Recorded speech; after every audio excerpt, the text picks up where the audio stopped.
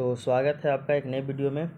ये हमारा public finance यानी कि लोक वित्त का क्लास नंबर 2 है, जिसके अंतर्गत आज हम लोग भारत में लोक वित्त का स्रोत यानी कि लोक वित्त का प्रबंधन कैसे किया जाता है, इनके क्या क्या स्रोत हैं, इनके बारे में पढ़ेंगे। जैसा कि आपको पिछले क्लास में बताया गया था कि जो लोक वित्त होता है, लोक वित्त का अर्थ है आपका लोक राजस्व, लोक व्यय, लोक उधार तथा घाटे का वित्त प्रबंधन।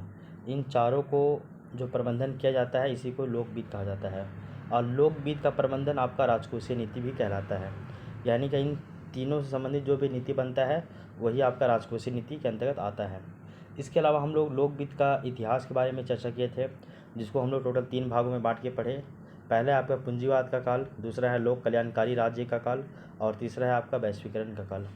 तो इन तीनों में हम लोग समझे कि लोक वित्त का जो कॉन्सेप्ट है कैसे कैसे चेंज हुआ, इसका डायमेंशन। और आज की क्लास में हम लोग जो है लोक वित्त का जो स्रोत है यानी कि भारत में लोक वित्त का क्या स्रोत है इसके बारे में जानेंगे, यानी कि लोक वित्त का प्रबंधन, ठीक है, यानी कि पब्लिक फाइनेंस का प्रबंधन। तो अगर हम लोग देखिए लोक वित्त का जो प्रबंधन है इसके अंतर्गत हम लोग भारत में देखते हैं तो टोटल 8 है यहाँ पे मेन। तो भारत में जो लोक वित्त का जो स्रोत है वो टोटल 8 है। अगर एक बार हम इनका नाम ले लें उसके बाद इनके बारे में एक करके हम लोग पढ़ेंगे। अभी बताया गया कि भारत में लोक वित्त के टोटल जो स्रोत है वो टोटल कितने हैं, तो टोटल स्रोत जो है वो 8 है आपके। पहला हो गया आपका कर संरचना, दूसरा हो गया आपका लोक उधार एवं छोटी बचतें। पहला कर संरचना, दूसरा लोक उधार एवं छोटी बचतें, तीसरा हो गया सरकार की चल एवं अचल संपत्तियाँ, सरकार की चल एवं अचल संपत्तियाँ तीसरा हो गया। चौथा हो गया आपका पूंजीगत राजस्व, चौथा हो गया आपका पूंजीगत राजस्व। पांचवा हो गया आपका विदेशी पूंजी का अंतर प्रवाह, विदेशी पूंजी का अंतर प्रवाह। छठा हो गया आपका विदेशों से प्राप्त शुद्ध आय, छठा क्या है, विदेशों से प्राप्त शुद्ध आय। सातवां है आपका शुद्ध निर्यात या फिर अधिशेष व्यापार संतुलन, तो जो आपका शुद्ध निर्यात या फिर अधिशेष व्यापार संतुलन हो रहा है ये। आठवां है आपका घाटे का वित्त प्रबंधन, जिसको हम लोग बोलते हैं हिनात प्रबंधन, और इसी को ही बोलते हैं नए नोटों को जारी करना, और इसी को ही बोलते हैं मौद्रिकरण की नीति। ये चारों एक ही है। तो घाटे का वित्त प्रबंधन, हिनात प्रबंधन, मौद्रिकरण की नीति, नए नोटों को छापना, ये 8वां नंबर आपका पॉइंट आ जाएगा। ये चारों एक ही है ठीक है ना। तो भारत में लोक वित्त के टोटल अगर स्रोत की बात करें तो ये टोटल स्रोत कितने हैं, 8 है। और आज की क्लास में हम लोग इन्हीं टोटल 8 स्रोतों के बारे में एक एक करके अध्ययन करेंगे। तो आइए स्टार्ट करते हैं आज की क्लास। तो सबसे पहले हम लोग पढ़ेंगे लोक वित्त का स्रोत, वो है आपका कर संरचना। तो सबसे पहले हम लोगों को कर संरचना के बारे में पढ़ना होगा। तो पहला नंबर है आपका कर संरचना। कर संरचना के बारे में बताया जाता है कि इसके अंतर्गत सभी कर यानी कि डायरेक्ट और इनडायरेक्ट टैक्स इसमें शामिल है। कहने का अर्थ क्या है कि कर संरचना के अंतर्गत सभी प्रकार के प्रत्यक्ष कर एवं सभी प्रकार के अप्रत्यक्ष करों को शामिल किया जाता है। जैसे अगर एग्जाम्पल देखा जाए तो डायरेक्ट टैक्स के अंतर्गत हम लोग आय को और संपत्ति को शामिल करते हैं, मतलब कि आय और संपत्ति के ऊपर लगने वाले टैक्स को। तो डायरेक्ट टैक्स कहने का अर्थ है कि आय और संपत्ति इसके ऊपर लगने वाले टैक्स को हम लोग डायरेक्ट टैक्स कहते हैं। जिसकी अगर प्रकृति बात की जाए तो डायरेक्ट टैक्स की प्रकृति कैसी है, तो ये आपका अनिवार्य है, यानी कि आपको देना होगा ही, मैंडेटरी है। ये आपका अनिवार्य है, मैंडेटरी है, ये डायरेक्ट टैक्स की प्रकृति है। इसके अलावा देखिए सेकेंड है आपका इनडायरेक्ट टैक्स। और इनडायरेक्ट टैक्स कहने का अर्थ है कि वस्तुओं और जो सेवाओं के उपभोग में लगने वाला जो टैक्स है। तो वस्तु एवं सेवाओं के उपभोग पे लगने वाला टैक्स को हम लोग इनडायरेक्ट टैक्स कहते हैं। और इसके एग्जाम्पल देखिए हम लोग, तो वाटर बॉटल खरीदे तो हम लोग टैक्स दिए ना, तो ये आपका इनडायरेक्ट टैक्स हो गया। और ये जो है ना ये मैंडेटरी प्रकार का नहीं है। कहने का अर्थ आपको ज़रूरत है आप खरीदे तो ही आपको टैक्स देना पड़ा, नहीं खरीदिएगा तो नहीं टैक्स देना पड़ेगा, सिंपल सी बात है। आपको खाने के लिए कोई सामान चाहिए तो सामान में टैक्स देना पड़ेगा, नहीं खाना है तो नहीं देना पड़ेगा, सिंपल सी बात है। तो जो आपका डायरेक्ट टैक्स है ये आय और संपत्ति के ऊपर लगता है और ये अनिवार्य टैक्स है, जबकि इनडायरेक्ट टैक्स जो है वो वस्तु और सेवाओं के ऊपर लगता है उसके उपभोग करने पे, ठीक है ना। और ये इसकी जो प्रकृति अनिवार्य नहीं होती है, खरीदिएगा तभी लगेगा। यहाँ तक आपको समझ में आ गया है। तो डायरेक्ट अगर कर की बात करें तो टैक्स जो है वो आपका अनिवार्य भुगतान है, ठीक है ना, अनिवार्य भुगतान है, ठीक है ना। और अगर आप इनडायरेक्ट टैक्स की बात कीजिए तो वो भी आपको देना ही पड़ेगा। अगर आप खरीदते हैं तो ऐसा नहीं कि हम खरीदें तो बोलेंगे भैया इसमें इनडायरेक्ट जो टैक्स है उसको हम नहीं देंगे, जो इसका पैसा है, अमाउंट उसी देंगे, इनडायरेक्ट टैक्स नहीं देंगे। तो ऐसा नहीं होता है, इनडायरेक्ट टैक्स उसमें पहले से जुड़ा हुआ रहता है। आप अगर एक बिस्किट का पैकेट भी खरीदते हैं ना, तो उसमें पहले से इंक्लूड जीएसटी होता ही होता है। उसके बाद जो है फाइनल गुड्स उसका नाम आता है। जैसे 5 का बिस्किट खरीदे तो 5 रुपये में कुछ पैसा, कुछ अमाउंट जो है वो जीएसटी के रूप में आपका इनडायरेक्ट टैक्स उसमें कट ही गया है, ठीक ना। ऐसा भी पता होना चाहिए। आगे देखिए, बहुत सारा और भी एग्जाम्पल है। एग्जाम्पल और क्या क्या हो सकता है देखिए, आयकर, निगम कर। आयकर होता है इनकम टैक्स, निगम कर होता है आपका ये कॉरपोरेट टैक्स। कॉरपोरेट टैक्स इसको नहीं बोलते शायद, इसको बोलते निगम कर को, शायद कॉरपोरेट टैक्स ही बोलते हैं ना निगम कर को। अच्छा वो याद नहीं आ रहा, केवल इतना याद रखें ना कि इसके अंतर्गत जो है आयकर, निगम कर, कैपिटल गेन टैक्स, ये सब क्या होता है आगे पढ़ेंगे। गुड्स एंड सर्विस टैक्स, फिर आपका वाणिज्य टैक्स यानी कमर्शियल टैक्स भी इसके अंतर्गत आएगा। तो सरकार के पास पैसा आने का पहला स्रोत क्या है, तो वो है आपका कर संरचना। कर संरचना में हम लोग देखें टैक्स की बात करते हैं, इसके अंतर्गत डायरेक्ट टैक्स और इनडायरेक्ट टैक्स को शामिल किया जाता है। इसका एग्जांपल देख लिए हम लोग कि इनकम आय कर होगा, नियम कर, कैपिटल गेन टैक्स, वस्तु एवं सेवा कर, वाणिज्य कर इत्यादि। इसके अलावा देखिए उपरोक्त सभी प्रकार की जो सरकार के वित्तीय संसाधन का प्रमुख स्रोत होते हैं, और इस कारण सरकार के द्वारा कर संरचना में सुधार एवं वित्तीय स्रोत को बढ़ाने का प्रयास किया जा रहा है। सिंपल सी बात ये है कि ये जो अभी हम पहला बताए हैं, सरकार के पास लोक वित्त का पहला जो स्रोत है वो आपका कर संरचना, और कर संरचना से सरकार के पास पैसा आता है। जैसे कि आपका डायरेक्ट टैक्स और इनडायरेक्ट टैक्स, इन दोनों से जो है सरकार के पास पैसा आता है। और सभी जो है मतलब ये सभी जितने बताए हैं एग्जाम्पल, वो सभी जो है गवर्नमेंट स्रोत के जो है वो गवर्नमेंट के मतलब वित्त के स्रोत हैं। तो सरकार के वित्तीय संसाधन का ये प्रमुख स्रोत है ये सब। इसके अलावा जानिएगा कि सरकार जो है ये कर संरचना में सुधार करना चाहता है, कर भी रहा है, और वित्तीय स्रोत को जो है और भी बढ़ाने का प्रयास करता है कि उनके पास और भी कैसे ज़्यादा से ज़्यादा पैसा आवे, ठीक है ना। ये तो हो गया पहला आपका। तो 8 गो में स्रोत में ये पहला स्रोत हम लोग पढ़ लिए हैं। दूसरा स्रोत है आपका लोक बचत यानी कि गवर्नमेंट सेविंग या फिर सरकार की चल अचल संपत्तियाँ। तो दूसरा क्या है, लोक बचत यानी कि गवर्नमेंट सेविंग और या फिर सरकार की चल अचल संपत्तियाँ, ये सेकंड नंबर आ जाएगा, ठीक है। ये आपका लोक बचत या फिर गवर्नमेंट की चल अचल संपत्तियाँ, ये आपका थर्ड नंबर आ जाएगा। इसके अंतर्गत बताया जाता है कि सरकार की सभी चल एवं अचल संपत्तियों को लोक बचत में शामिल किया जाता है। तो गवर्नमेंट की जो चल अचल संपत्ति का पार्ट है सभी लोक बचत का, तो गवर्नमेंट की जितनी भी चल और अचल संपत्ति है वो सभी पार्ट है, किसका पार्ट है, तो लोक बचत का ही वो सभी पार्ट है, यानी कि गवर्नमेंट सेविंग का ही पार्ट है। एग्जाम्पल के लिए स्वर्ण भंडार यानी कि जो आपका गोल्ड का स्टोरेज है, लोक उपक्रम ये सभी है ना। उसके बाद जितने भी लोक उपक्रम यानी पीएसयू है, ये सभी सड़क, रेलवे, एयरपोर्ट, सरकारी भूमि, खनिज पदार्थ, ये सभी सरकार की चल और अचल संपत्तियाँ ही है, ठीक ना। किसी को चल में और किसी को अचल संपत्तियों में शामिल किया जाता है। तो ये सभी जितना भी है स्वर्ण भंडार, लोक उपक्रम, सड़क, रेलवे, एयरपोर्ट, सरकारी भूमि, खनिज पदार्थ, ये सभी गवर्नमेंट की ही चल एवं अचल संपत्ति ही है। और सरकार की जो जो चल एवं अचल संपत्ति है इसी को ही हम लोग लोक बचत में शामिल करते हैं, यानी कि ये सभी किसका पार्ट है, तो लोक बचत का ही पार्ट है। यहाँ पे एग्जाम्पल में देख लिए हम लोग। यहाँ बताया जा रहा है कि प्रेजेंट में यानी कि वर्तमान समय में इन चल एवं अचल संपत्तियों के मौद्रीकरण हेतु भारत सरकार के द्वारा नेशनल मोनेटाइजेशन पाइपलाइन यानी कि राष्ट्रीय मुद्रीकरण पाइपलाइन नामक एक प्रोग्राम जो है वो प्रारंभ किया गया है। कहने का अर्थ क्या है कि यही जो आपका चल और अचल संपत्ति है गवर्नमेंट की, इनका सबका क्या किया जा रहा है, तो मौद्रीकरण किया जा रहा है यानी मोनेटाइजेशन किया जा रहा है। मौद्रीकरण किया जा रहा है यानी कि मोनेटाइजेशन किया जा रहा है। इसी के लिए ही भारत सरकार के द्वारा यानी कि इंडियन गवर्नमेंट के द्वारा एक प्रोग्राम भी स्टार्ट किया गया है, पॉलिसी नहीं, स्कीम नहीं, प्रोग्राम है। और इस प्रोग्राम का नाम है national monetization pipeline. National monetization pipeline यानी कि राष्ट्रीय मुद्रीकरण या मौद्रीकरण पाइपलाइन नामक एक प्रोग्राम स्टार्ट किया गया है। और इसका क्या पर्पस है, इस प्रोग्राम का, नेशनल मोनेटाइजेशन पाइपलाइन का प्रोग्राम का इसका पर्पस क्या, उद्देश्य क्या हो, देखिए कि अगले 4 वर्षों में सरकारी परिसंपत्तियों को पट्टे यानी कि लीज पर देकर 6 लाख करोड़ रुपए का अतिरिक्त वित्तीय स्रोत प्राप्त करना है। तो गवर्नमेंट चाह रहा है कि जो आपका ये नेशनल मोनेटाइजेशन पॉलिसी है इसके द्वारा स्वर्ण भंडार, लोक उपक्रम, रेलवे, सड़क, एयरपोर्ट, सरकारी भूमि, खनिज पदार्थ, इन सभी को हम लोग जो है लीज पे दे देंगे, यानी कि गवर्नमेंट का भूमि ही दे दिए किसी प्राइवेट कंपनी को, तुम यहाँ कंपनी खोल लो, हम तुमको ज़मीन दे रहा है, कौन, गवर्नमेंट दे रहा है। अब बोल दिया कि गवर्नमेंट उसको ज़मीन दे दिया पट्टी पे यानी कि लीज पे दे दिया, और बोला कि तुम हमको सालाना जो इतना पैसा दो, महीना इतना पैसा दो, या वो फिक्स कर देगा अपने अनुसार से, तो ये पैसा फिक्स कर देगा। तो सरकार का लक्ष्य यही है कि जो नेशनल मोनेटाइजेशन पाइपलाइन है, इस प्रोग्राम के तहत नेक्स्ट 4 ईयर में जो गवर्नमेंट है वो संपत्ति जो है, अपना संपत्ति, ये सभी जो सरकारी परिसंपत्ति है, इसको पट्टे पे यानी लीज पे देगा। और लीज पे देने के बाद जो है वो 6 लाख करोड़ रुपए का अतिरिक्त जो पैसा, वित्तीय जो स्रोत है, उसको प्राप्त करने का इनका लक्ष्य है।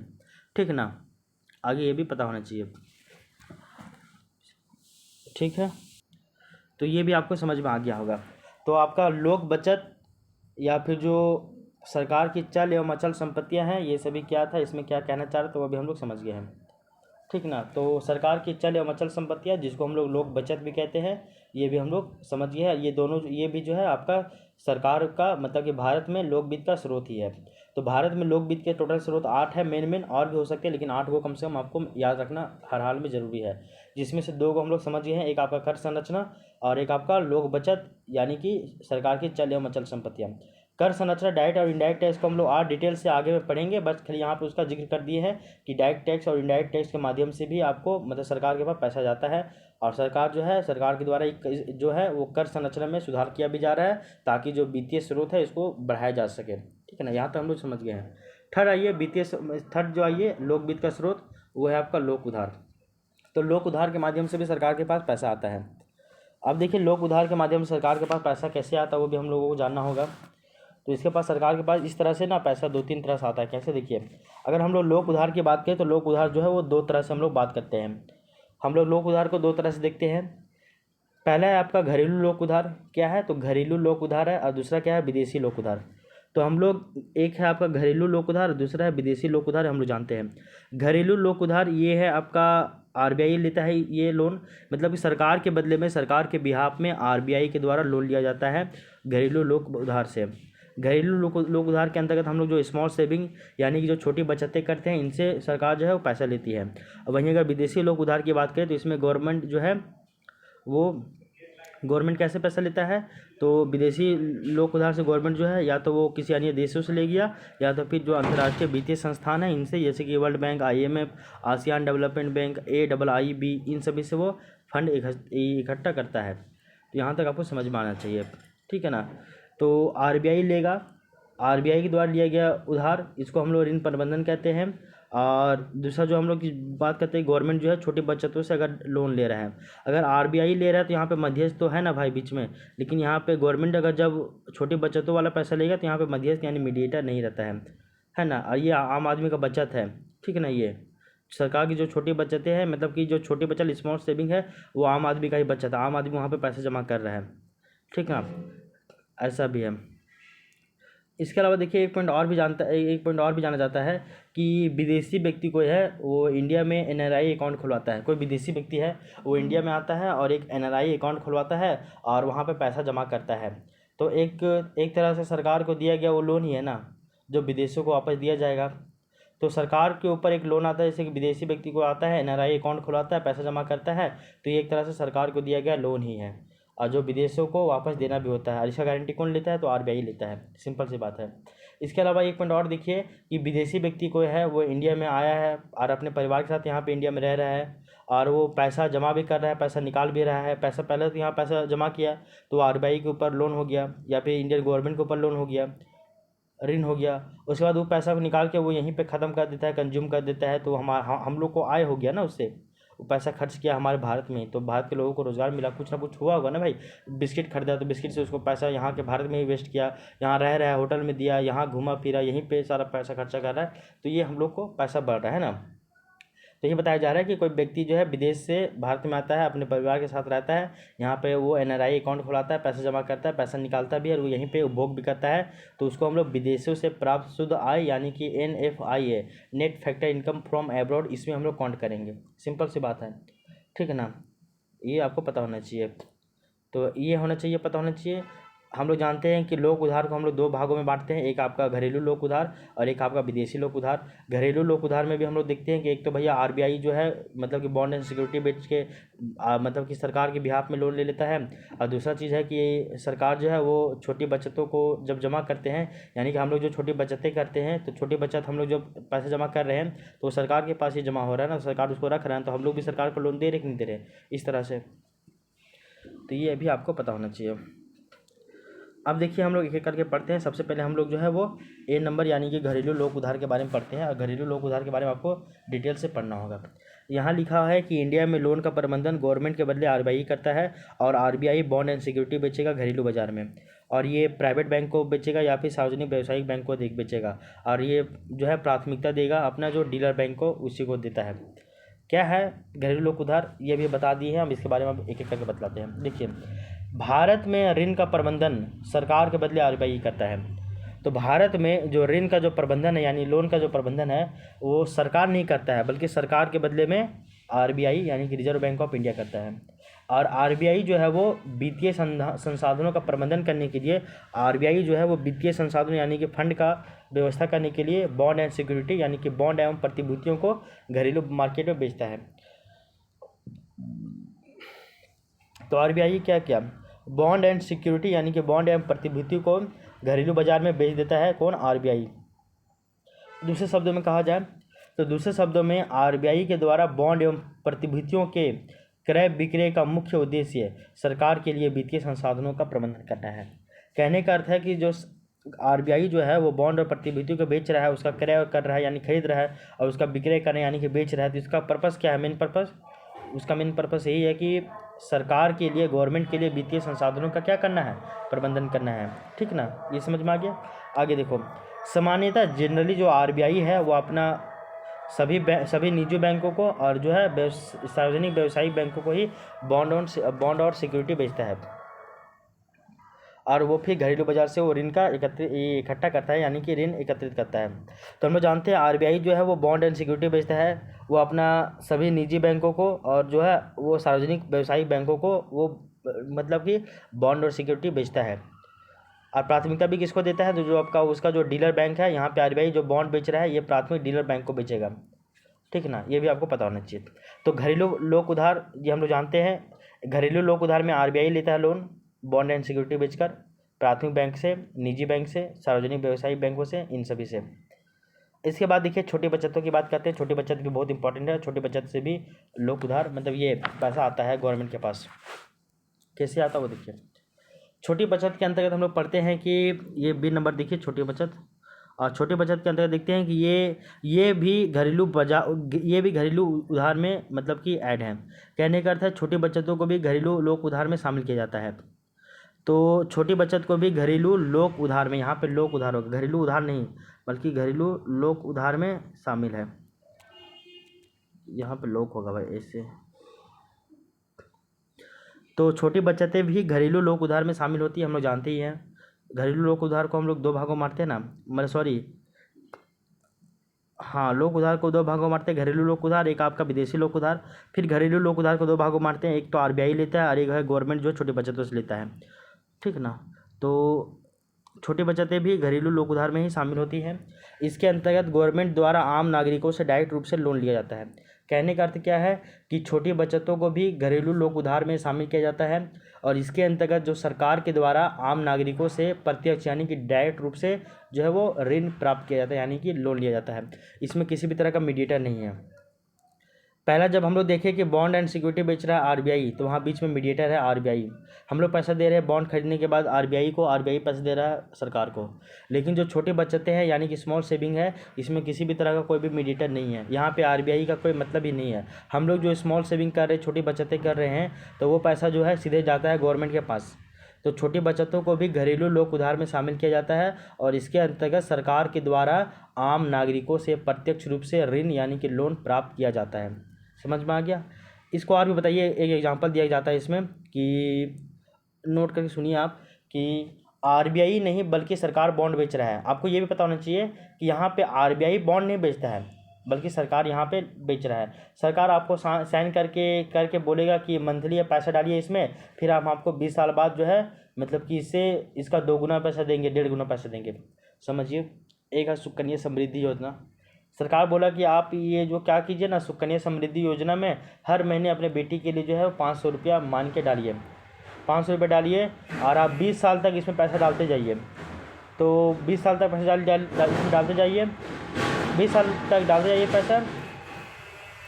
और एग्जाम्पल के लिए मान के आपके द्वारा पैसा 20 साल में जमा किया गया है वो है मान के 50 लाख, सपोज कीजिए, एग्जांपल बोल रहे हैं। अगर आप हर महीने पैसा सुकन्या समृद्धि योजना में 500 रुपये डालें हर महीना, और 20 साल तक आप पैसा जमा करते गए, 20 साल के बाद आपका जो अमाउंट बना वो बना है आपका मान के 50 लाख, सपोज कीजिए 50 लाख बना। अब गवर्नमेंट ऐसे में क्या करेगा, आपका 50 लाख बना, आपको 70 लाख, 60 लाख, 75 लाख, इस तरह जो है इतना लाख बढ़ा के देगा, मतलब कि 20-25 लाख जो और बढ़ा के देगा गवर्नमेंट। तो यही चीज़ है कि आरबीआई जो है यहाँ पे छोटी बचतों में कोई बॉन्ड वॉन्ड नहीं बेच रहा है, बल्कि जो है सरकार ही बोल रहा है कि आप मंथली पैसे डालिए, और वो साइन कर रहा है। अब बोल रहा है कि इसमें आप मंथली पैसे डालिए, फिर 20 साल के बाद या फिर 10 साल के बाद हम आपको इसका रिटर्न देंगे। तो ये हो गया छोटी बचतें में।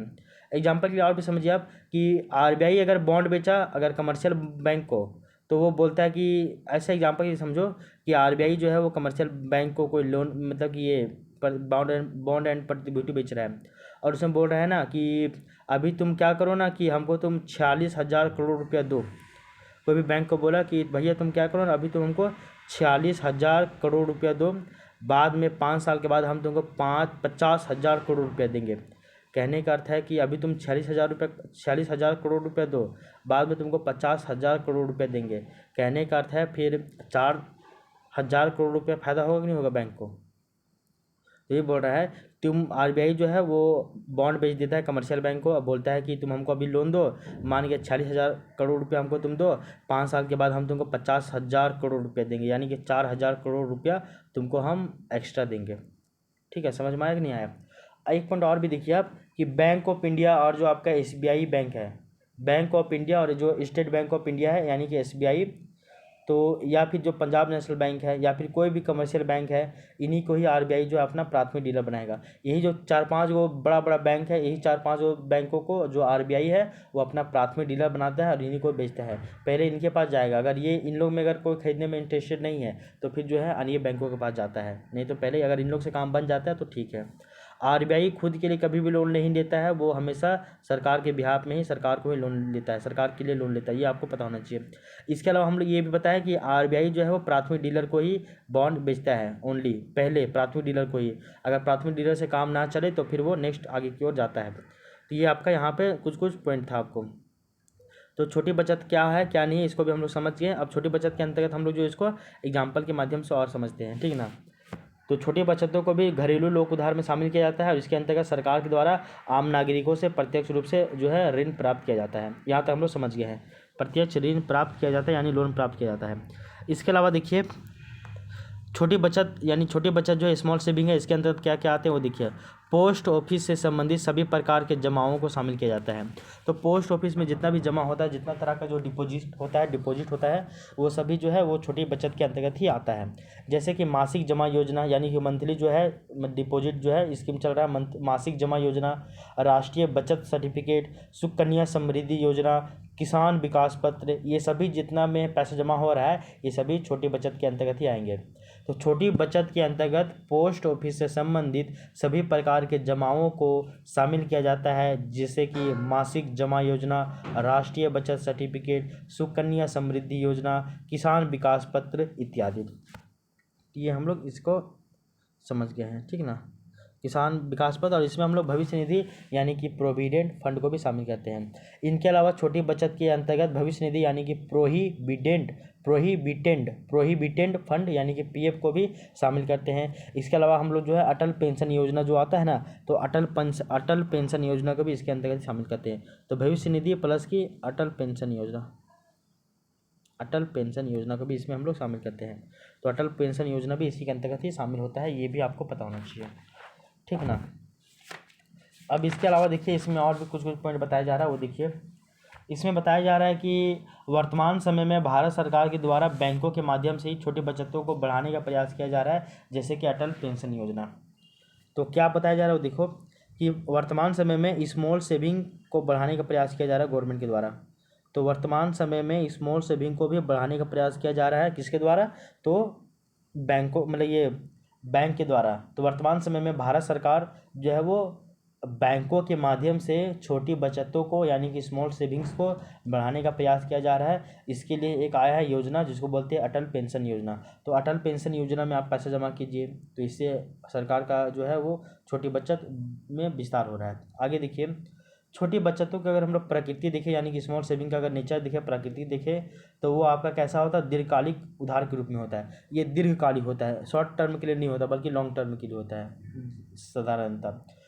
तथा छोटी बचत की जो मात्रा है वो आर्थिक एवं राजनीतिक स्थिरता पर निर्भर करती है। इसकी जो मात्रा है, इसकी जो क्वांटिटी है, तो वो आपका इकोनॉमिक यानी कि आर्थिक और पॉलिटिकल यानी कि राजनीतिक स्थिरता पर डिपेंड करती है। यानी कि सरकार का कैसा पॉलिसी है, सरकार का कैसा आगे का ये है, उनका दृष्टिकोण कैसा है, इन सभी के ऊपर जो छोटी बचत निर्भर करती है ना। सरकार का अगर चाहेगी कि अगर हम छोटी बचत को बढ़ाएं तो वो इसके ऊपर ज़्यादा ध्यान देगी, सरकार चाहेगी नहीं बढ़ाए तो नहीं ध्यान देगी। तो ये कहीं ना कहीं सरकार के ऊपर भी डिपेंड करती है। सरकार पॉलिटिकल और आपका जो है इकोनॉमिकल, इन सभी स्थिरता पर भी ये डिपेंड करती है। ये भी आपको पता होना चाहिए। अब देखिए, जैसे कि हम लोग अभी देखे थे कि लोक उधार में दो तरह के शामिल करते हैं, एक आपका घरेलू लोक उधार, एक है विदेशी लोक उधार। तो घरेलू लोक उधार को हम लोग एक आरबीआई के जो लोन लेता है वो भी देखिए, मतलब कि आरबीआई लेता है सो, और एक दूसरा देखिए हम लोग छोटे बचतों के बारे में। अब हम लोग देखते हैं विदेशी लोक उधार के बारे में। अब विदेशी लोक उधार भी बहुत इंपॉर्टेंट है, इसके बारे में देख लीजिए।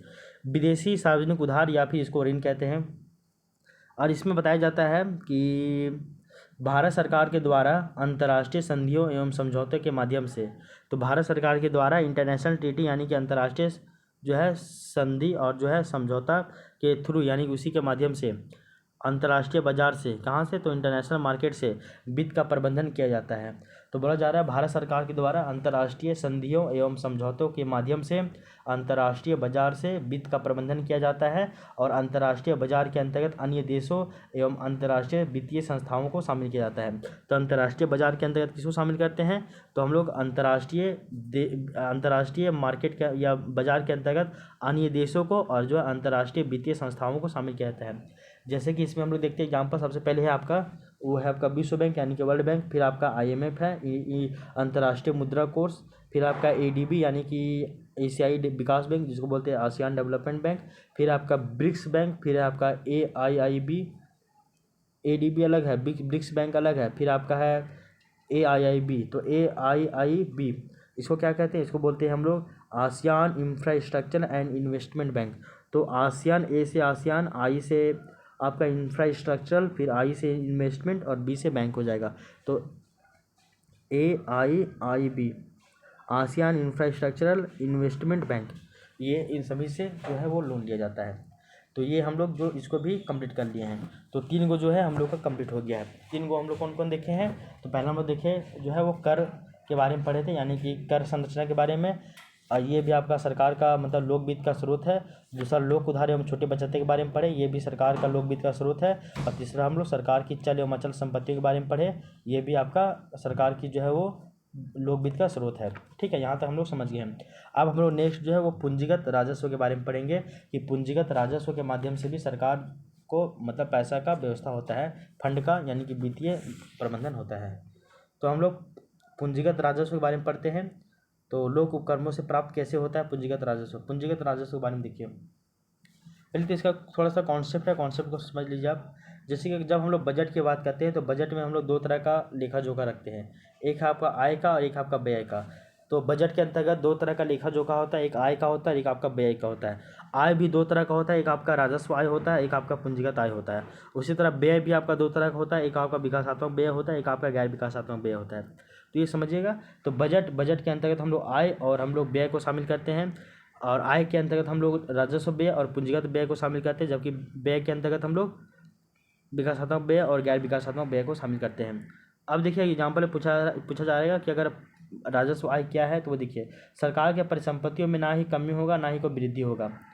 तो राजस्व आय कहने का अर्थ है ना आपका लायबिलिटी में वृद्धि होगा, ना आपका जो है वो देनदारियों में, ना एसेट में, ना लायबिलिटी में किसी भी तरह का वृद्धि होगा। तो कहने का मतलब ये होगा, तो सरकार के परिसंपत्तियों में ना कमी होगा ना ही वृद्धि होगा, और ये पूरी तरीके से दायित्व मुक्त होगा राजस्व आय, यानी कि इस पैसा को वापस नहीं लौटाया जाता है। जैसे कि जीएसटी से पैसा लिया गवर्नमेंट, तो उसको वापस लौटाता है क्या, तो नहीं। इसके बाद देखिए अगर हम लोग बात करें पूंजीगत आय की, तो पूंजीगत आय क्या होता है, ये परिसंपत्तियों में कमी करता है। देखिए एक होता है आपका एसेट, एक होता है आपका लाइबिलिटी। एसेट मतलब होता है परिसंपत्ति, तो ये एसेट में तो कमी कर देगा पूंजीगत आय, लेकिन ये आपका लाइबिलिटी को मतलब ये बढ़ा ही देता है। जैसे कि अगर एग्जांपल हम लोग देखें राफेल, तो भारत जो है वो आपका राफेल खरीदता है ना भाई। तो राफेल खरीदा तो इससे लायबिलिटी बढ़ा, लेकिन इससे आपका एसेट जो है वो कम हो गया। तो ये समझिएगा। इसके बाद अगर देखिएगा व्यय, तो व्यय जो है दो तरह से, एक आपका विकासात्मक व्यय, एक आपका गैर विकासात्मक व्यय। और इससे क्या होता है, दोनों में जो होता है आपका परिसंपत्तियों का वृद्धि होता है। परिसंपत्ति यानी कि आपके पास परिसंपत्ति जो है वो बढ़ जाता है, ये भी आपको पता होना चाहिए। इसके अलावा देखिए गवर्नमेंट जो है राजस्व के बैंकों को गैर विकासात्मक में खर्च करेगा। यानी कि देखो, अगर राजस्व आय का जो पैसा आ रहा है उसको गवर्नमेंट जो है वो गैर विकासात्मक पैसे में खर्च करेगा। इसको ऐसा ये ट्रिक बनता है, इसको देख लीजिए। अगर जो राजस्व आय का जो पैसा है उसको गवर्नमेंट जो है वो गैर विकासात्मक में खर्च करेगा, जबकि जो पूंजीगत आय का जो पैसा है उसको गवर्नमेंट विकासात्मक मतलब कि व्यय में खर्च करेगा। इस वाले पॉइंट को याद रखिएगा। तो राजस्व आय इससे गैर विकासात्मक व्यय होगा, पूंजीगत आय इससे सरकार विकासात्मक व्यय करेगा। और राजस्व आय के अंतर्गत कौन कौन शामिल होंगे, पूंजीगत आय के अंतर्गत कौन कौन शामिल होंगे, इन सभी के बारे में आप जो है राजकोषीय वाले टॉपिक में पढ़िएगा और वहाँ से इसको रिलेट कीजिएगा। अब देखिए पूंजीगत राजस्व, इसके बारे में पढ़ते हैं, यानी कि लोक उपक्रमों से जो प्राप्त हो रहा है आज, इसके बारे में। बजट वाला कॉन्सेप्ट क्या था वो हम लोग देख लिए हैं। अब देखिए इसमें बताया जा रहा है कि सरकार के द्वारा यानी कि गवर्नमेंट के द्वारा वित्तीय संसाधनों का प्रबंधन, यानी कि सरकार के द्वारा वित्तीय संसाधनों का प्रबंधन जो है लोक उपक्रमों के माध्यम से किया जाता है। तो गवर्नमेंट के द्वारा यानी सरकार के द्वारा वित्तीय संसाधनों का जो प्रबंधन है वो आपका किसके द्वारा किया जा रहा है, तो लोक उपक्रमों के माध्यम से किया जा रहा है। तो इस पॉइंट को आप याद रखिएगा कि लोक उपक्रमों के अंतर्गत, लोक उपक्रमों के माध्यम से किया जा रहा है। अगर हम लोग देखिए लोक उपक्रमों के अंतर्गत यानी कि इसके अंतर्गत कौन कौन से आते हैं वो देखिए। इसके अंतर्गत यानी कि लोक उपक्रमों से प्राप्त होने वाले शुद्ध आय एवं लोक उपक्रमों में विनिवेश के माध्यम से प्राप्त होने वाले आय को शामिल किया जाता है।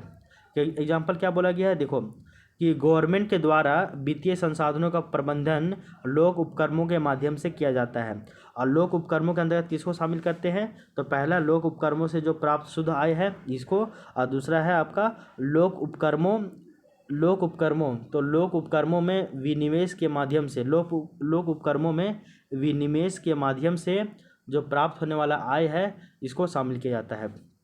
तो सरकार के द्वारा वित्तीय संसाधनों का प्रबंधन लोक उपक्रमों के माध्यम से किया जाता है। और लोक उपक्रमों में हम लोग कैसे देखते हैं, तो इसके अंतर्गत लोक उपक्रमों से प्राप्त शुद्ध आय को और लोक उपक्रमों में विनिवेश से प्राप्त आय को भी इसमें शामिल करते हैं।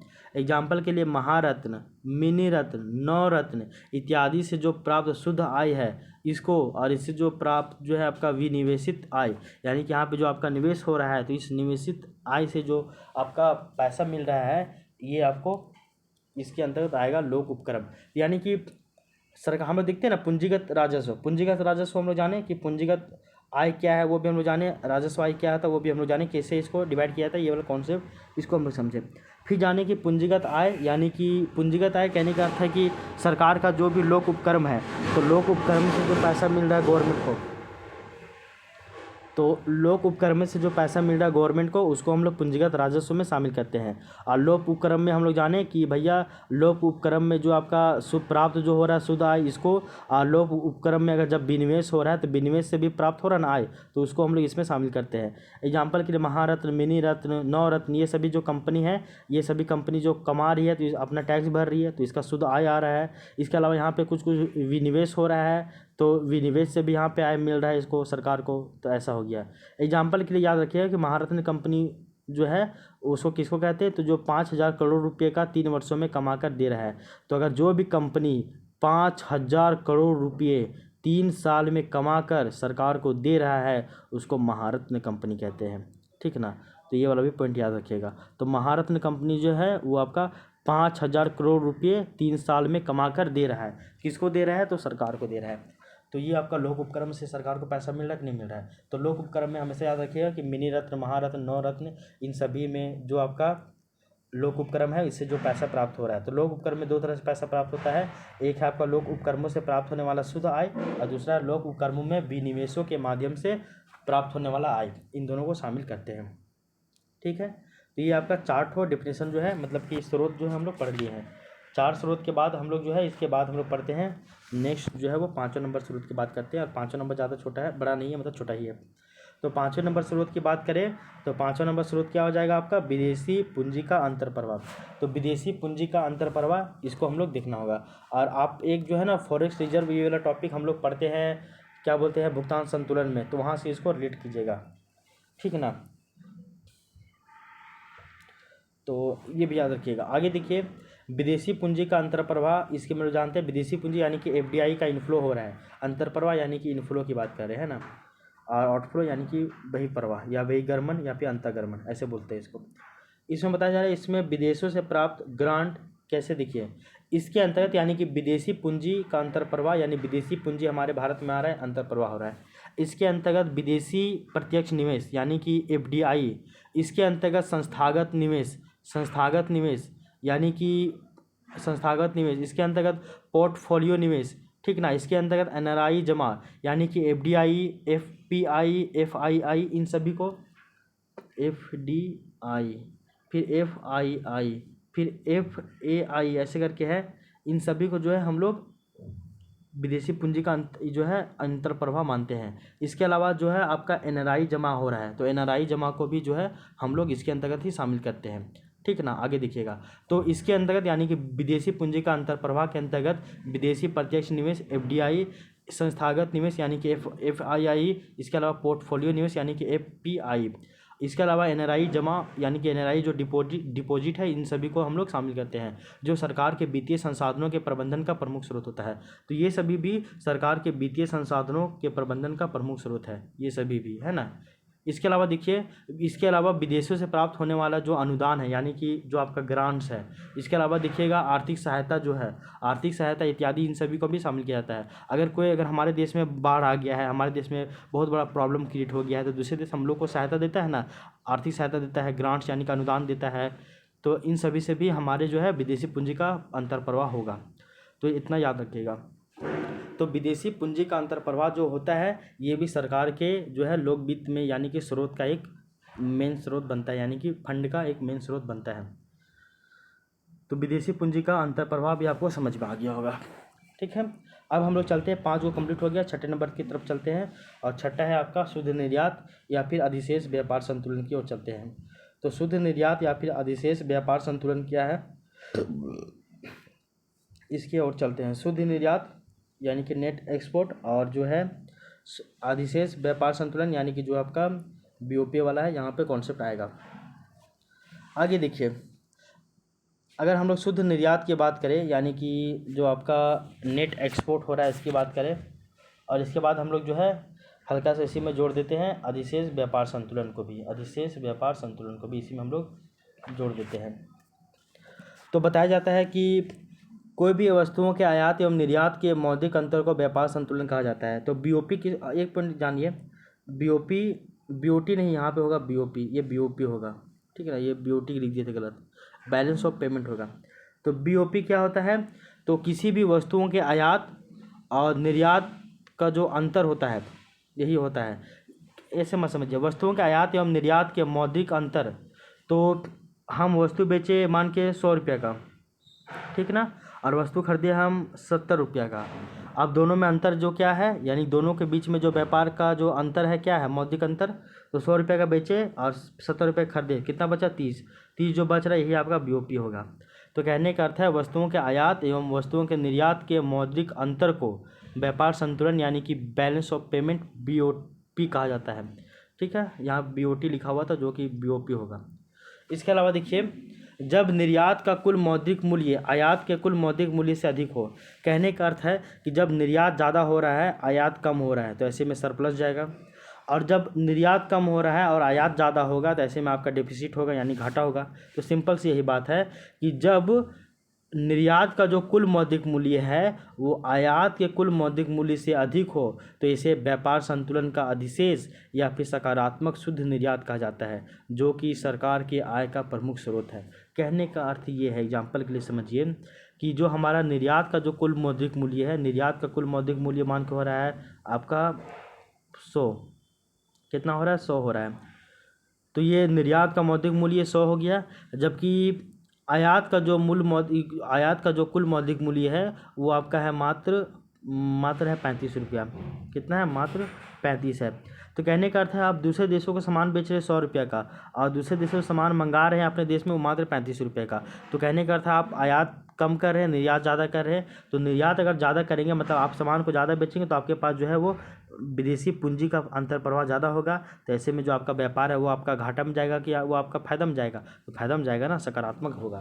तो यही कहने का अर्थ है कि जब आयात का कुल मौद्रिक मूल्य निर्यात जब निर्यात का कुल मौद्रिक मूल्य आयात के कुल मौद्रिक मूल्य से ज़्यादा हो तो वो कैसा कंडीशन है? तो उसको हम लोग बोलते हैं व्यापार संतुलन का अधिशेष या फिर सकारात्मक शुद्ध निर्यात इसको कहा जाता है। तो जब आपका शुद्ध निर्यात होगा, सकारात्मक होता है ये, और ये आपका सरप्लस वाला कंडीशन होगा, और ये भी सरकार के जो है वो आय का प्रमुख स्रोत बन जाता है। ये मेन स्रोत जो है वो बन जाता है। ये तो बहुत बेसिक सा चीज़ था, आप इसको केवल एक बार जो है वो खुद से भी समझ सकते थे। तो समझ में आया? तो शुद्ध निर्यात या फिर अधिशेष व्यापार संतुलन, शुद्ध निर्यात को ही हम लोग अधिशेष व्यापार संतुलन कह रहे हैं, ठीक ना। तो शुद्ध निर्यात कब होगा? कि जब आपका निर्यात का जो है मौद्रिक मूल्य वो आपका आयात के कुल मौद्रिक मूल्य से ज़्यादा हो तब। इसके अलावा 7वां नंबर देखिए, विदेशों से प्राप्त शुद्ध आय, जिसको हम लोग बोलते हैं NFIA, विदेशों से प्राप्त शुद्ध आय यानी कि शुद्ध विप्रेषण, यानी कि net factor income from abroad, यानी कि आप दूसरे देशों से हमारे देश में पैसा ज़्यादा आ रहा है, शुद्ध पैसा की बात करते हैं। तो net factor income from abroad इसको बोलते हैं प्रेषण। प्रेषण कहने का अर्थ होता है रेमिटेंस। तो विप्रेषण या फिर प्रेषण को बोलते हैं रेमिटेंस। रेमिटेंस के अंतर्गत हम लोग किसको शामिल करते हैं? तो रेमिटेंस के अंतर्गत हम लोग रेंट, वेजेस, प्रॉफिट, इंटरेस्ट को शामिल करते हैं। अगर आप लैंड ले रहे हैं तो लैंड के लिए आपको रेंट देना पड़ेगा। अगर आपको लेबर लगा रहे हैं तो लेबर को वेजेस यानी मजदूरी देना पड़ेगा। कोई आप फैक्ट्री लगा रहे हैं मतलब कैपिटल लगा रहे हैं तो उसके बदले में आपको प्रॉफिट चाहिए। उसके बाद आपको सब कुछ मिला जुला कर आपको जो है मतलब इंटरेस्ट, प्रॉफिट ये सभी चाहिए ना भाई। तो प्रेषण, इसी को विप्रेषण, इसी को रेमिटेंस कहते हैं। तो विप्रेषण यानी कि रेमिटेंस, इसके अंतर्गत रेंट, वेज, प्रॉफिट, इंटरेस्ट इस सभी को शामिल किया जाता है। तो विप्रेषण के अंतर्गत विदेशों से भारत में आने वाले विप्रेषण एवं भारत से विदेशों में जाने वाले विप्रेषण का अंतर को ही शुद्ध विप्रेषण यानी कि जो है प्रेषण, विप्रेषण नहीं बोलो यहाँ, केवल प्रेषण याद भी रखोगे ना वो भी चलेगा। क्या कहना चाह रहे हो? देखो हमारे देश के भी लेबर मजदूर ये सभी दूसरे देश में काम करने जा रहे हैं, दूसरे देश के भी लेबर मजदूर हमारे यहाँ काम करने आ रहे हैं। हम भी दूसरे देशों में फैक्ट्री लगा रहे हैं, दूसरे देश के भी लोग हमारे यहाँ फैक्ट्री लगा रहे हैं। तो ऐसे में हमारे यहाँ से ये चीज़ याद रखिए, रेंट, वेज, प्रॉफिट और इंटरेस्ट, ये हमारे देश से दूसरे देश बाहर भी जा रहा है और ये बाहर से हमारे देश में भी आ रहा है। तो इन दोनों का जो है इनफ्लो और आउटफ्लो हो रहा है ना। तो रेंट, वेज, प्रॉफिट और इंटरेस्ट ये हमारे देश से दूसरे देश में जा रहे हैं, और रेंट, वेज, प्रॉफिट और इंटरेस्ट ये दूसरे देश से हमारे देश में आ रहे हैं। तो इन दोनों का जो अंतर होता है, यानी कि मान के हम लोग कमाए मतलब कि बाहर से हमारे देश में आया मान के 100 रुपया और हमारे देश से बाहर में गया 110 रुपया, तो कहने मतलब है कि 10 रुपया हमारे घाटा में हुआ ना। तो NFIA यानी कि जो है विदेशों से प्राप्त जो शुद्ध आय ये आपका घाटा में चल जाएगा, माइनस में चल जाएगा। और लेकिन अगर हम लोग कमाए 110 रुपया और हमारे देश से जा रहा है 90 रुपया, तो 20 रुपया हमारा प्रॉफिट हुआ ना। तो 20 रुपये ये क्या हो जाएगा? विदेशों से प्राप्त शुद्ध आय यानी कि net factor income from abroad, NFIA ये हो जाएगा आपका। तो ये है आपका। तो विप्रेषण या फिर प्रेषण बोलते हैं, इसके अंतर्गत विदेशों से भारत में आने वाले प्रेषण एवं विदेशों से मतलब विदेशों को जाने वाला यानी कि भारत से विदेशों को जाने वाला प्रेषण, इन दोनों का जो अंतर होता है इसी को ही हम लोग बोलते हैं NFIA यानी कि विदेशों से प्राप्त शुद्ध आय। अगर ये विप्रेषण यानी कि जो है आपका NFIA या फिर इसी को प्रेषण बोलते हैं, अगर ये आपका पॉजिटिव है तो ये सरकार के आय का स्रोत बन जाएगा। अगर ये नेगेटिव में है तो सरकार का ये आय का स्रोत नहीं बनेगा, ये प्रॉब्लम क्रिएट करेगा। तो ऐसे होता है, ठीक है। तो 7 को हम लोग पढ़ चुके हैं। अब हम लोग चलते हैं आज 8वें की ओर, और 8वां है आपका घाटे का वित्त प्रबंधन। घाटे का वित्त प्रबंधन के बारे में बताया गया था। नए नोटों का मौद्रीकरण यानी कि नया नोट छाप देना, मौद्रीकरण की नीति ये भी हम लोग जानते हैं। और नया नोट क्यों छापा जाता है भाई, इसके बारे में बताइएगा। तो नया नोट इसलिए छापा जाता है कि जो आय और जो व्यय है इसको बैलेंस किया जा सके, यानी इसको संतुलित किया जा सके। ये ठीक है ना। इसके अंतर्गत हम लोग देखते हैं, वो देखिए, जब सरकार उपरोक्त घटकों के माध्यम से लोक वित्त का प्रबंधन करने में असक्षम होता है तब ऐसी स्थिति में सरकार के द्वारा नए नोटों को जारी कर दिया जाता है, जिसे नए नोटों का मौद्रीकरण भी कहा जाता है, जिसका मुख्य उद्देश्य सरकार के घाटों को पूरा करना होता है ना। और इस प्रक्रिया को मुद्रा का अवमूल्यन या फिर मुद्रा का हीनात प्रबंधन यानी कि डेफिसिट ऑफ फाइनेंसिंग भी कहा जाता है। क्या क्या बोल दिए हैं आपको समझ में आना चाहिए। ये बोला गया है कि अभी हम टोटल बताए ना कि जो है भारत में लोक वित्त का जो स्रोत है वो टोटल 8 गो है। 8 गो में 7 गो अभी जो बताए हैं, अगर इन सातों से भी आपका आय और व्यय का बैलेंस नहीं होता है तो ऐसे में मजबूरन फिर सरकार को जो है वो घाटे का वित्त प्रबंधन करना पड़ता है, यानी कि नए नोटों को छापना पड़ता है ताकि आय और जो व्यय है इसको जो है क्या किया जा सके, इसको बैलेंस किया जा सके। तो मजबूरन में करता है। अगर लोक वित्त का प्रबंधन करने में सक्षम हो जाता है इसलिए कि सात तभी सभी घटकों के माध्यम से, तब ऐसे में लास्ट यानी कि घाटे का वित्त प्रबंधन करने पे वो जो है वो मजबूर हो जाता है। और इसको जो है वो क्या कहा जाता है, इसको और इस प्रोसेस की हिनात प्रबंधन भी कहा जाता है। और इसी को नए नोटों का मौद्रीकरण कहा जाता है। और नए नोटों को मौद्रीकरण क्यों कहते हैं? नए नोटों का मौद्रीकरण यानी कि जो आपका है द पॉलिसी ऑफ मोनेटाइजेशन, ये भी कहते हैं। और हिनात प्रबंधन यानी कि डेफिसिट फाइनेंसिंग इसको कहा जाता है। तो हिनात प्रबंधन यानी कि डेफिसिट फाइनेंसिंग भी कहते हैं। और इसी को ही, इस प्रक्रिया को हम लोग मुद्रा का अवमूल्यन भी कहते हैं, अवमूल्यन इसको भी कहा जाता है। यहाँ तक आपको पता होना चाहिए। और इसका पर्पज़ क्या होता है कि घाटे, जो वित्तीय घाटे है, इसका वित्तीय घाटों को हम लोग किसी तरह पूरा करना है, यानी कि आय और व्यय का जो प्रॉफिट, ये प्रॉब्लम क्रिएट हो गया, इसको ये जो वित्तीय घाटा का प्रॉब्लम हुआ है इसको बैलेंस किया जा सके, ये भी आपको पता होना चाहिए। एक डेट याद रखना है कि 1997 में, यानी किंतु 1997 में हिनात प्रबंधन प्रक्रिया को समाप्त कर दिया गया था। तो क्या होता है, देखो सबसे पहले बात बताया गया कि जब ये उपरोक्त सातों में से किसी को करने में वो असक्षम हो जाता है, असक्षम होता है गवर्नमेंट, तब ऐसे स्थिति में गवर्नमेंट जो है वो नए नोटों का मौद्रीकरण जो है कर दिया जाता है, नए नोटों को जारी करता है, जिसे नए नोटों का मौद्रीकरण भी कहा जाता है। और इसका मुख्य उद्देश्य क्या है, तो कि वित्तीय घाटे जो हुआ है तो वित्तीय घाटे को पूरा करना। और इस प्रक्रिया को मुद्रा का अवमूल्यन भी कहा जाता है, और इसी को ही मुद्रा का जो है हिनात प्रबंधन यानी कि डेफिसिट फाइनेंसिंग भी कहा जाता है। किंतु 1997 के बाद इसे, यानी कि जो हिनात प्रबंधन है, इसको जो है क्या कर दिया गया, इसको जो है हिनात प्रबंधन को जो है प्रक्रिया था इसको समाप्त कर दिया गया, तथा इसके स्थान पे मौद्रिक घाटा की संकल्पना को स्टार्ट किया गया। तो हिनात प्रबंधन को बंद करके और मौद्रिक घाटा की जो संकल्पना है इसको चालू किया गया। इसके स्थान पे यानी कि मौद्रिक घाटा की जो संकल्पना है इसको स्टार्ट किया गया। तो 1997 में ही हिनात प्रबंधन इसको समाप्त करके मौद्रिक घाटा की संकल्पना को स्टार्ट किया गया, ये आपको पता होना चाहिए। किंतु 2006 ईस्वी में फिर इसको 2006 ईस्वी में मौद्रिक घाटा की संकल्पना को भी बंद कर दिया गया। पहले तो हिनात प्रबंधन को चालू था, 1997 में इसको बंद करके मौद्रिक घाटा की संकल्पना स्टार्ट किया। फिर मौद्रिक घाटा की संकल्पना को 2006 में बंद कर दिया। फिर इसके प्लेस पे, यानी कि इसके स्थान पे, जब 2006 में मौद्रिक घाटा की संकल्पना को समाप्त कर दिया गया, तब उसके स्थान पे वे एंड मीन्स एडवांस तकनीक का प्रयोग किया जाने लगा। किसका? तो वे एंड मीन्स एडवांस तकनीक का जो है वो यूज किया जाने लगा, यानी कि इसका प्रयोग किया जाने लगा, जिसके अंतर्गत वित्तीय घाटा को पूरा करने के लिए सरकार आरबीआई से ऋण प्राप्त करता है और आरबीआई विदेशी मुद्रा भंडार का प्रयोग कर सकता है। और ये भी आपको पता होना चाहिए। तो वेस एंड मीन्स एडवांस तकनीक ये वर्तमान समय में 2006 के बाद यूज किया जा रहा है कि जब आपका उपरोक्त सातों में से किसी से भी जो है वो आपका ये प्रॉब्लम जब नहीं सॉल्व होता है, आपका जो है वित्तीय घाटा जब पूरा नहीं होता है, आय और व्यय का बैलेंस नहीं होता है, तो ऐसे में पहले तो हिनात प्रबंधन होता था। हिनात प्रबंधन 1997 में बंद कर दिया गया।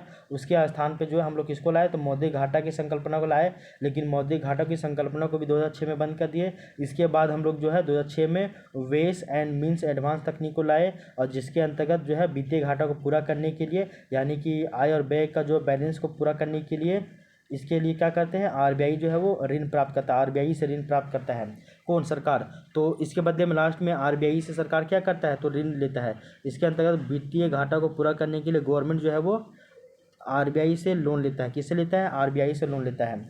और जो आपका आरबीआई जो है वो आपका विदेशी मुद्रा भंडार, यानी कि जो फॉरेक्स रिजर्व, इसका वो प्रयोग करता है। कौन करता है? तो विदेशी मुद्रा भंडार का प्रयोग तो आपका आरबीआई करता है सरकार के बदले में। तो आरबीआई विदेशी मुद्रा भंडार का प्रयोग कर सरकार को रेपो दर से 1% अधिक ब्याज पर ऋण देता है। तो हम लोग जानते हैं कि वर्तमान समय में वे एंड मीन्स एडवांस तकनीक का प्रयोग किया जा रहा है, और इस तकनीक के अंतर्गत जो है वित्तीय घाटे को पूरा करने के लिए सरकार जो है वो आरबीआई से लोन लेता है, और आरबीआई जो है वो लोन देता है।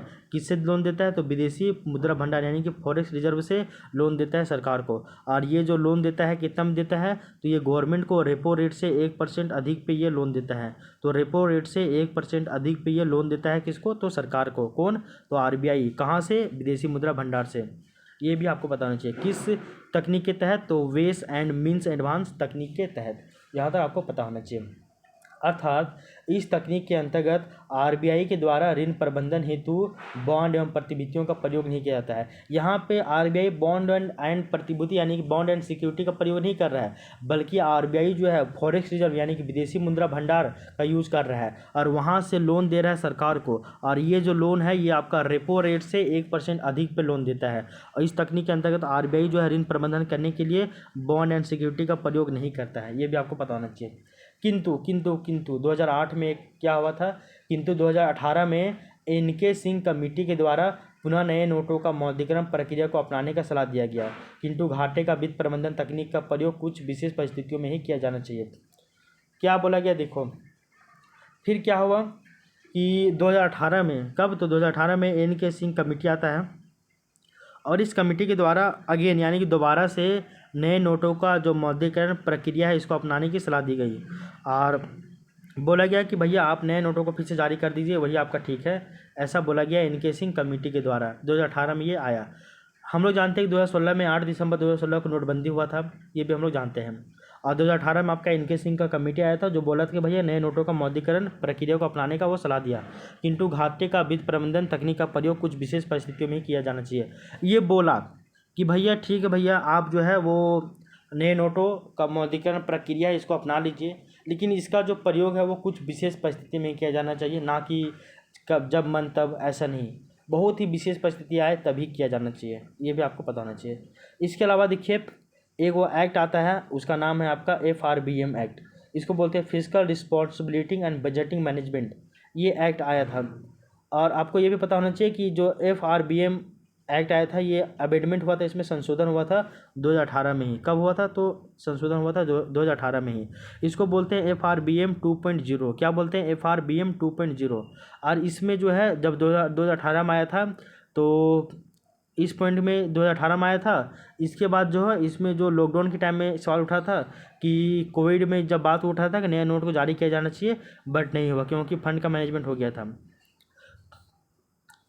देखो कोविड-19 के टाइम भी ना 2020 में जो है वो नए नोटों को जारी करने का बात उठा था कि नए नोटों को जारी किया जाना चाहिए। अगर उस समय फंड का व्यवस्था नहीं होता सरकार को तो वो फिर नया नोट छाप देता, लेकिन नया नोट को फिर वो नहीं छापा, ठीक है ना।